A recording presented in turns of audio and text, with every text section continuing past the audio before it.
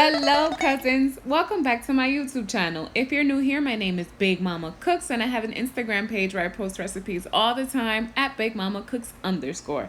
Today I come back with a delicious Albondigas Dominicana recipe. Albondigas, if you can't tell, are meatballs, so I'm making Dominican-style meatballs and I'm going to walk you through all the steps. Let's get right to it. All of the ingredients are going to be listed in the description bar, but here we have some onions, green, red, and yellow bell peppers, and half of a white onion. The white onion is really important. I also have some cilantro that I'm going to use at the very end.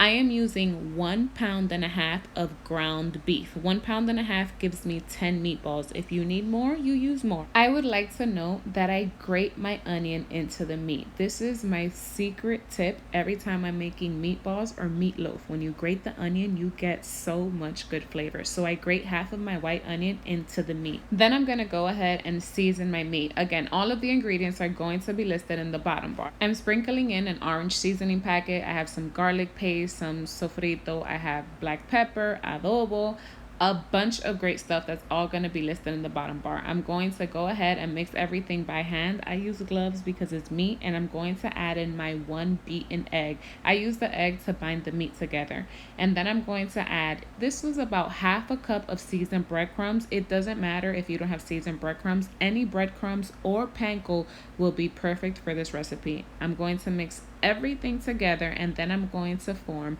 my meatballs. We like in my household slightly, I'm gonna say between medium and large size meatballs. So I form all of the meatballs and I line them up in my cutting board. This gave me 10 meatballs. Again, if you need more, you're gonna use more ground beef and add a little bit more of each ingredient. I have a pan going on medium-high heat. I'm gonna wait until it gets really hot and then I'm going to place my formed meatballs in the pan.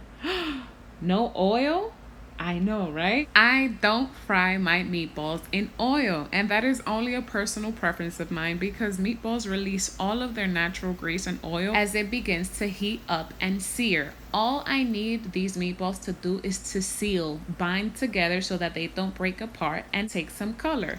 That's all I needed to do, and all of the natural oils, look at that color, all of the natural oils and grease begins to release. This has been going for about 1 to 2 minutes per side. It depends on your pan because it's going on medium-high heat. Look at all the grease. And I just needed to take color on every side. Once they have taken on the color that I want them to take and that they're all sealed and bound together, I am going to take them out of the pan and I'm going to add to the same oil half of a chicken bouillon cube, all of my vegetables, and I'm going to move my vegetables around for around 2 minutes just so they begin softening up. Then I'm going to go ahead and add 2 tablespoons of tomato paste, and I'm going to move my tomato paste around with my vegetables so that they can combine together and the tomato paste starts breaking down. And then I'm going to add 1 cup of water. I like my sauce to be a little bit on the thick side, so if you like a more runnier sauce, I say you'd add another half a cup of water, so altogether 1.5 cups. Then I'm going to add in what we call una tapita de vinagre, or 1 tablespoon of white vinegar. I'm going to add in a dash of black pepper, a dash of adobo, and I'm going to combine everything together to get this sauce going. After the sauce has been forming for about 5 minutes, it's time to add in the meatballs. This is when everything gets really easy because all we're going to do is add in the meatballs to the sauce, and then we are going to baste the meatballs a few times with the sauce over the meatballs so that they don't dry out. This is a very important step. It just takes a minute. All you're going to do is coat the meatballs in the sauce, and then you are going to cover your pot for 15 minutes on medium heat. Just 15 minutes on medium heat. Midway, I'm gonna say about 6 or 7 minutes, I come in, I open the pot, and I'm going to baste them again in the sauce, and then I close them again. When those full 15 minutes are done, all I'm going to do is add in some chopped up cilantro, and that's a personal preference. You don't have to. I feel that it adds a little bit more flavor, and it just looks so nice when you plate with that pop of green. So you plate and you serve. How do you like your albondigas? I like mine with a side of white rice. Give me that. But it goes well with everything.